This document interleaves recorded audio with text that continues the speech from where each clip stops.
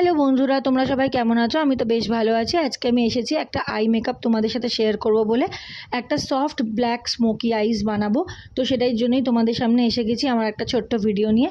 তো আমি প্রথমেই একটা পিচ কালারের আর একটা শিমারি পিচ কালার, এই দুটো কালার দিয়ে আমি ক্রিজ লাইনটা ভালো করে ড্র করছি এবং ক্রিজ লাইনে লাগিয়ে নেওয়ার পর সেটা খুব ভালো করে আমি তুলির সাহায্যে ব্লেন্ড করে নিলাম। দেখো খুব ভালো ব্লেন্ড হয়ে গেছে। এরপর একটা লিকুইড কাজল দিয়ে আমি আইলিডে সেটা অ্যাপ্লাই করে নেব এবং খুব ভালো করে তুলির সাহায্যে সেটা স্প্রেড করে দেবো।